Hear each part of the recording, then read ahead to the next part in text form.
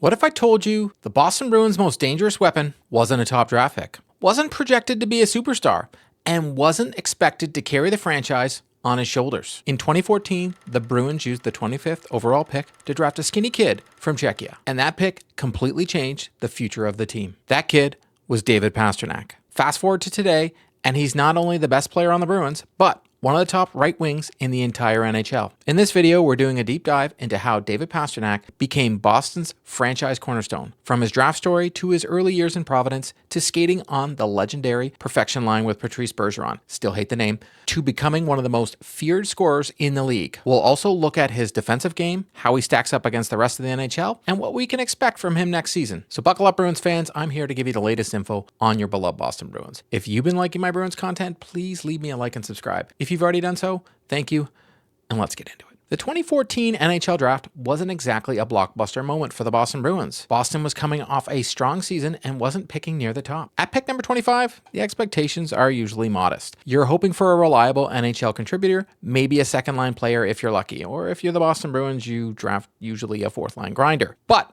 the Bruins scouting staff saw something special in the young forward playing in Sweden at the time, and his name was David Pastrňák. He was raw, he was skinny, he needed time, but he had one undeniable skill, a world-class shot. Scouts said his release looked NHL ready, and when Boston took him at 25, it was seen as a smart upside gamble, but not the type of pick that was supposed to redefine the franchise. After training camp, the Bruins sent Pastrňák to the AHL's Providence Bruins, and right away, he showed flashes of brilliance. In just 25 games with Providence, he scored 11 goals and added 17 assists for 28 points. That's more than a point per game pace for a teenager in the AHL, something that is incredibly rare. Most 18-year-olds take time just to survive in that league. But then again, Pastrňák dominated, and I think that had a lot to do with where he was playing previously. It didn't take long before Boston called him up to the big club, and once he stepped onto NHL ice, fans got their first real glimpse of a player he would become. Explosive, creative, and absolutely fearless with the puck. Expectations started to shift. Suddenly, there wasn't just a first-round pick trying to find his footing,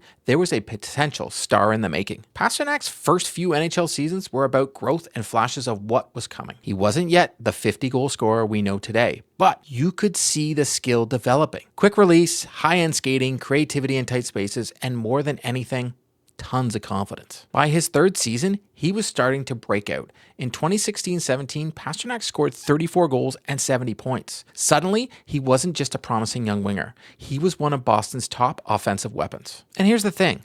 Bruins fans had seen plenty of goal scorers come and go, but Pastrňák had something different. He had flair, he had personality, and he played with joy. Honestly, try and find a time when the guy doesn't have a smile on his face, unless the team loses. Every goal wasn't just another number on the board.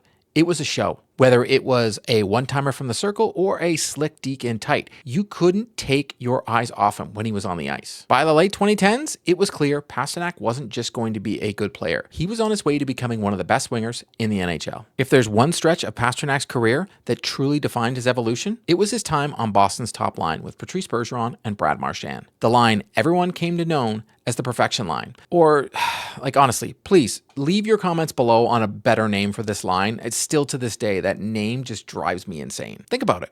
Bergeron, one of the greatest two-way centers of all time, Marchand, a pest with elite offensive instincts, and Pastrňák, the young sniper with a rocket shot. Together, they were unstoppable.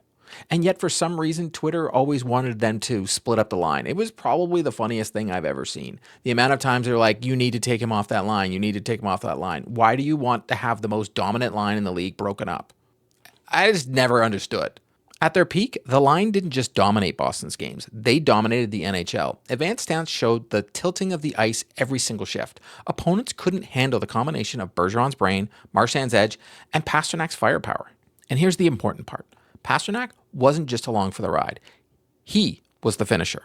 He was the one cashing in on Bergeron's perfect passes and Marchand's chaos. Over these years, Pastrňák emerged as Boston's primary goal scorer, the guy you expected to put the puck in the net night after night. In 2019-20, he tied Alex Ovechkin for the Rocket Richard Trophy with 48 goals. That's not just good company, that's legendary company. Ovechkin is the greatest goal scorer of his generation and probably the greatest goal scorer ever to play in the NHL. And Pastrňák was right there with him. After proving himself on the line with Bergeron and Marchand, Pastrňák took the next step. He became one of the NHL's best right wingers, period. Let's just look at his production over the last 3 seasons. In 22-23, he scored 61 goals and 113 points, finishing second in the league in goals and third in points. He also led the NHL with 407 shots. In 23-24, he followed that up with 47 goals, 63 assists, and 110 points. And in 24-25, he scored 43 goals, added 63 assists, and finished with 106 points, including a league-leading 83 even strength points on a very bad Boston Bruins team. That's consistently at an elite level. 3 straight seasons averaging 50 goals and 110 points. Very few players in the entire league can match that. What makes Pastrnak special is he just isn't a shooter. Yes, his one-timer on the power play is deadly. But in the last few seasons, his playmaking has taken a huge leap. Back-to-back 63 assist seasons prove he's become a dual threat. Just ask Morgan Geekie. I think Morgan Geekie's last year and his amazing stats had a lot to do with David Pastrnak. Defenses can't just take away a shot anymore. If they overcommit, he'll find an open man and set up a goal. That's the mark of a superstar. When you can beat opponents in multiple ways, season after season, against top defensive matchups, you're not just a great player, you're one of the best in the world. Let's be clear. David Pastrnak is not Patrice Bergeron. He's not going to win a Selke trophy, but that doesn't mean his defense is a weakness. When Pastrnak is on the ice, the Bruins consistently control play. Last season, his line with Pavel Zacha and Morgan Geekie finished with about 54% of expected goals at 5-on-5. That means Boston was generating more quality chances than they were giving up. That's winning hockey. And Pastrnak contributes to that with his pressure on the forecheck, his ability to strip pucks, and his transition game. He defends with offense. When he's on the ice, opponents spend more time in their own zone and less time threatening Boston's net. So while he's not a shutdown specialist, his defensive value comes from the fact that the Bruins tilt the ice in their favor when he's out there. So where does Pastrnak stack up against the rest of the NHL? Let's break it down.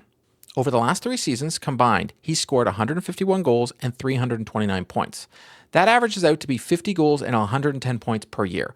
Only a handful of players, names like Connor McDavid, Leon Draisaitl, Austin Matthews, and Nikita Kucherov, are in the same statistical neighborhood. And among the right wingers, Pastrnak has a strong case as the very best. Mikko Rantanen is close. Nikita Kucherov has the playmaking edge. Matthew Tkachuk brings the power forward element. But season after season, Pastrnak delivers the elite goal scoring and playmaking while staying healthy and playing all 82 games. Durability matters. And here's the kicker.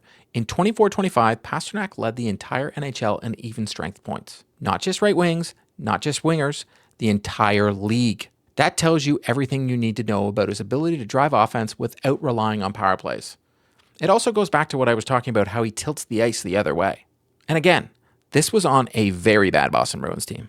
So what should we expect from David Pastrnak next season? If we look at the numbers, his 3-year averages give us a good baseline. About 50 goals, about 60 assists, and just under 110 points. His shot totals had dipped slightly from his career high of 407 in 22-23 to 319 in 24-25, but also last year he was passing the puck more. But even with fewer shots, his production has stayed elite because he's improved his playmaking. Assuming he stays healthy, and remember, he's played all 82 games 3 years in a row, a realistic projection for next season is around 50 goals, 60 assists, and 110 points. If Boston's power play clicks again, he could push even higher. If the team struggles offensively, his floor is still around 45 goals and 100 points. Either way, Pastrnak is going to be the centerpiece of Boston's offense and one of the league's top goal scorers again. From a late first-round draft pick to tearing up Providence to dominating on the perfection line to becoming one of the most feared scorers in hockey, David Pastrnak has gone from being a hopeful prospect to the face of the Boston Bruins. He's the player opposing goalies fear, the player opposing coaches game plan against, and the player the Bruins are building their future around. Is it past this team now? Yeah. No, look at the smile on your face when I asked you about it. Everybody talks about the Boston Bruins are in a rebuild, but unless they trade David Pastrnak, they're still in a retool. So now I want to hear from you. Do you think David Pastrnak is the best right winger in the NHL right now, or does somebody else deserve that title? Drop your thoughts and comments below. That's a wrap on today's video. To stay up to date on all the news surrounding the Boston Bruins, please subscribe and drop me a like. If news breaks surrounding the Boston Bruins, be sure to check out the channel. If you've already subscribed to the channel, thank you, and I'll see you next time.